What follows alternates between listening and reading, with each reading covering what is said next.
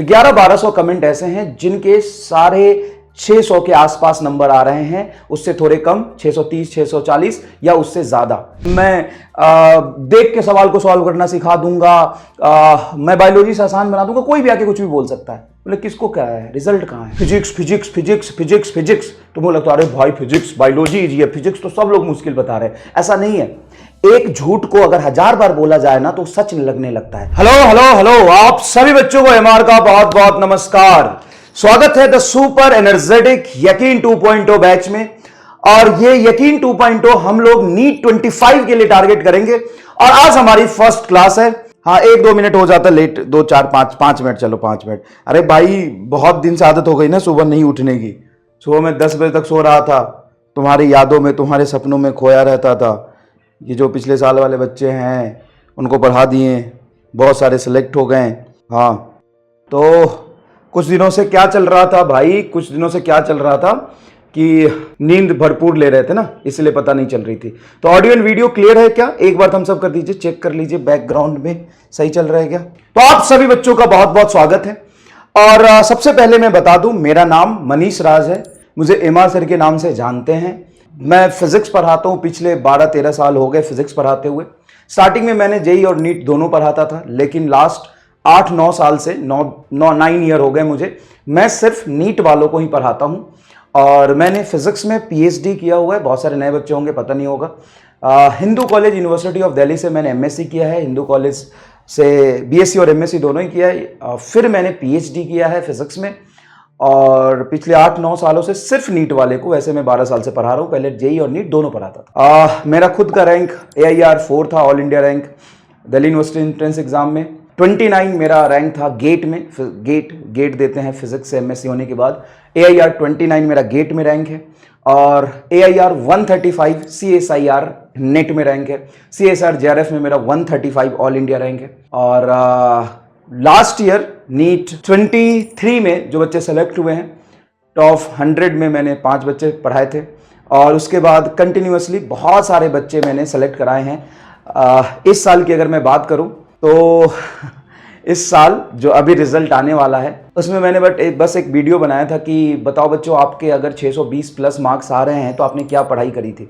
उसमें 1500 से ज़्यादा बच्चे, 1500 से ज़्यादा बच्चे कमेंट किए थे। जो 1200 ऐसे बच्चे हैं, 1100 से 1200 मैं बोल सकता हूँ, 300-400 कमेंट फर्जी मान लो, तो 11-1200 कमेंट ऐसे हैं जिनके सारे 600 के आसपास नंबर आ रहे हैं, उससे थोड़े कम 630, 640 या उससे ज़्यादा। मतलब सिर्फ एक वीडियो बनाया, उस वीडियो पर जाके आप पढ़ सकते हैं कि कितने बच्चे 620-30 से ज्यादा स्कोर कर रहे हैं सिर्फ एक वीडियो पे, ऐसे ही रैंडम। अभी रिजल्ट नहीं आया है लेकिन पेपर हो गया है ना, सारे जेन्युइन बच्चे, आप उनसे बात करेंगे, वो पूरा बताएंगे कैसे कैसे क्लास में मैं पढ़ाया था और कैसे कैसे वो पढ़े थे। तो बहुत ही रिमार्केबल रिजल्ट रहा है पिछले साल यकीन 2.0 का। जितने बच्चे लास्ट तक टिके रहे हैं उनका सिलेक्शन रेशियो 25% है, जो बैच में पढ़ाई और टेस्ट करते आए हैं। ऐप एरर है, पहली क्लास बेटा यहां पे ही चलेगी, आप यहां से पढ़ लीजिए, मेरा रिक्वेस्ट है, ठीक है। तो थोड़ा बताना जरूरी होता है कि किस तरीके से हमने लास्ट ईयर पढ़ाया, उसका क्या रिजल्ट रहा है। तो अगर आप अभी तैयारी करने आए हैं तो सबसे पहले एक चीज याद रखिएगा कि आपको कामचोरी बिल्कुल नहीं करना है। और मैंने पता है क्यों बताया, क्योंकि आपको कोई भी आके बोल सकता है कि मैं जादू कर दूंगा फिजिक्स में, मैं टोना कर दूंगा, मैं ये कर दूंगा, मैं देख के सवाल को सॉल्व करना सिखा दूंगा, मैं बायोलॉजी से आसान बना दूंगा। कोई भी आके कुछ भी बोल सकता है, बोले किसको क्या है, रिजल्ट कहाँ है, सबसे पहली बात। दूसरी बात, जितने भी बच्चे सेलेक्ट हुए ना, जानबूझ के मैंने बोला कि तुम बताओ यार, बच्चों को तो कोई भी बेवकूफ बना के जा सकता है, तुम बताओ कि तुमने कैसे पढ़ा है, तुमने कैसे पढ़ाई किया था पिछले साल, ताकि तुम्हारे 630 640 नंबर, तो कमेंट पढ़ना जाके पता चल जाएगा कि मेहनत, हार्डवर्क, संघर्ष और घिसना पड़ेगा, तभी आप सेलेक्ट होंगे। कोई और दूसरा अल्टरनेट मेथड नहीं है बेटा सेलेक्ट होने का। आप मेरी बात मत सुनिए, किसी और की भी बात मत सुनिए। जितने भी बच्चे आसपास में आपसे सेलेक्ट हो रहे होंगे ना, 1-2 से फिजिकली मिलिए, सबको टारगेट है, 2, 3, 4 लोगों से फिजिकली मिलिए, आई एम रिक्वेस्ट यू, ठीक है। और अब आते हैं फिजिक्स के बारे में। फिजिक्स को कंपेयर करने की जरूरत नहीं है, बायोलॉजी कोई आसान सब्जेक्ट नहीं है, बायोलॉजी अपने आप में बहुत टफ है। मैं क्यों बना दूंगा फिजिक्स को बायोलॉजी से आसान, बट फिजिक्स आसान है। ये तो फोबिया है कि एक चीज को 10 बार रिपीट करते हो ना, जैसे ही तुमने 10th पास किया तुम्हारे दिमाग में भर दिया, physics physics physics physics physics, तो मुझे लगता है अरे भाई फिजिक्स बायोलॉजी ये फिजिक्स तो सब लोग मुश्किल बता रहे हैं। ऐसा नहीं है।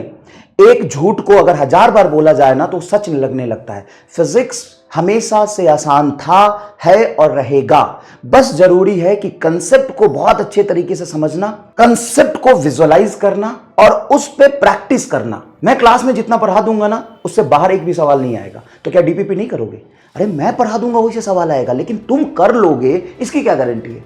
वो तो प्रैक्टिस से ही आएगी, वो तो मेहनत से ही आएगी। हजारों बच्चे पढ़ते हैं लेकिन उसमें से कुछ ही सेलेक्ट हो पाते हैं। क्यों? रीजन क्या है? क्योंकि वो खुद से भी प्रैक्टिस करते हैं। किसी सब्जेक्ट से मुझे कंपेयर करने की जरूरत नहीं है। फिजिक्स हजारों साल से आसान था, है और रहा है। पिछले 3 साल से यकीन मैंने पढ़ाया है यकीन 2.0, हजारों बच्चे सेलेक्ट हुए हैं और बहुत अच्छे अच्छे मार्क्स से स्कोर किए। 180 आउट ऑफ 180 का लाइन लगा था पिछली बार, इस बार भी देख लेना।